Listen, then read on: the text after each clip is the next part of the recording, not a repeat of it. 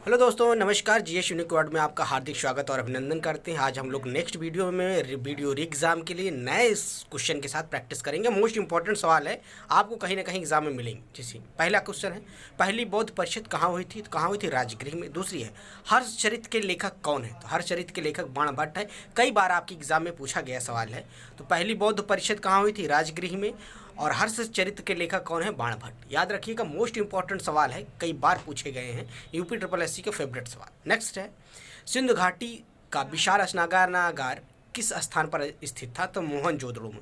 मोहनजोदड़ो में विशाल स्नानागार पाए गए थे। आकृति चित्र वाले सिक्के किन के अंतर्गत लोकप्रिय थे? तो इंडो बैक्टीरियन के।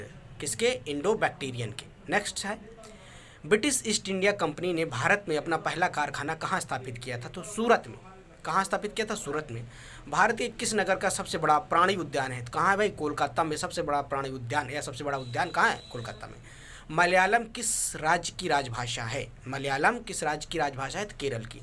कौन सा नगर अपने उद्यान रॉक गार्डन के लिए प्रसिद्ध था? तो कौन सा था भाई? चंडीगढ़। याद रखना है। नेक्स्ट है, महादेव देसाई किसके सचिव थे? तो महात्मा गांधी के। भारत का कौन सा भाग इंडोनेशिया में सबसे अधिक नज़दीक है? तो अंडमान निकोबार। इंडोनेशिया के बिल्कुल पास में है अंडमान निकोबार। नेक्स्ट है, दक्षिण भारत की नदी में कौन सी नदी अरब सागर में गिरती है? तो नर्मदा और ताप्ती। कौन सा देश हीरो की कटाई के लिए प्रसिद्ध है? तो याद रखिएगा, नीदरलैंड। नेक्स्ट है, सागौन किस वन की उत्पाद है? तो मानसूनी वन है। सागौन क्या है? मानसूनी वन है। भारत में कौन सा राज्य सामान्य नमक का सबसे बड़ा उत्पादक है? तो कौन है भाई? गुजरात। क्योंकि गुजरात में ही नमक सत्याग्रह हुआ था, गांधी जी ने किया था। तो अब होते ही उसको किस और नाम से जाना जाता था? सविनय अवज्ञा आंदोलन। नेक्स्ट है, चंद्र ग्रहण किस दिन होता है? तो याद रखना है, चंद्र ग्रहण पूर्णिमा के दिन होता है। हिमालय पर्वत की सबसे ऊंची चोटी कौन सी है? तो नेपाल। क्या? नेपाल। उसकी ऊंचाई कितनी है? कमेंट बॉक्स में आप जवाब दीजिए। नेपाल की ऊंचाई कितनी है? 8,848.84 मीटर। नेक्स्ट है, मंड और शर्करा दोनों मिलाकर कहलाते हैं कार्बोहाइड्रेट्स। भारत में आर्थिक वृद्धि के लिए बनाई गई पंचवर्षीय योजनाओं के अंतिम रूप से कौन अनुमोदित करता है? जो पंचवर्षीय योजना बनाई गई उसको कौन अनुमोदित करता था? राष्ट्रीय विकास परिषद। याद रखिएगा, मोस्ट इंपॉर्टेंट सवाल है, कभी कभी ऐसे पूछ लेता है। तो पंचवर्षीय योजना को कौन अनुमोदित करता है? तो कौन करता है? राष्ट्रीय विकास परिषद। याद रखना है, मड और शर्करा क्या होती? कार्बोहाइड्रेट्स होते हैं। ठीक है। नेक्स्ट है, डिगबोई तेल क्षेत्र किस राज्य में स्थित है? तो असम में। भारत का सबसे पुराना है डिगबोई, असम।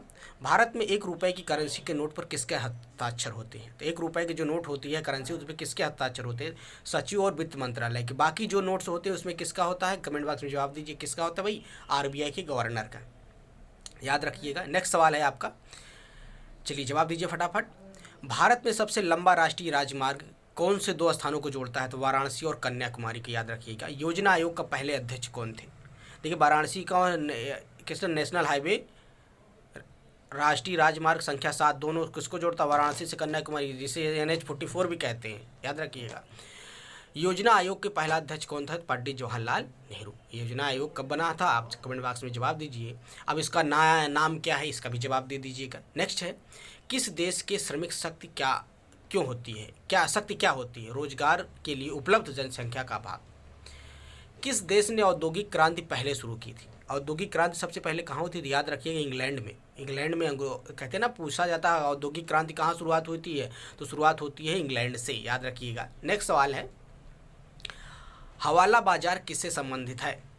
बताइए, एकदम बिल्कुल अर्थव्यवस्था का अच्छा सवाल। हवाला बाजार गैर कानूनी विदेशी मुद्रा विनिमय से। नदी द्वारा संचित क्षेत्र क्या कहलाता है? तो द्रोणिका या बेसिन। याद रखिएगा, द्रोणिका या बेसिन। नेक्स्ट है, भारत के सबसे बड़ी बचत किस क्षेत्र में होती है? तो घरेलू क्षेत्र में।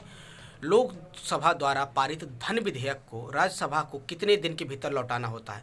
जब कोई लोकसभा में पारित धन विधेयक को तो राज्यसभा में जब भेजा जाता है कितने दिन के अंदर? 14 दिन के अंदर वापस कर देना होता है। अगर 14 दिन के अंदर नहीं भेजा तो फिर भी वो धन विधेयक पारित हो जाता है। याद रखिएगा, बिल्कुल अच्छा सवाल। नेक्स्ट है, संसद में बजट कौन प्रस्तुत करता है, या संसद में बजट कौन प्रस्तुत करता है? भाई याद रखिएगा, वित्त मंत्री। और आप जवाब दीजिए कमेंट बॉक्स में, प्रेजेंट समय वित्त मंत्री कौन है? राजनीति विज्ञान केंद्रिक प्रतिघात क्या है? राज्य है।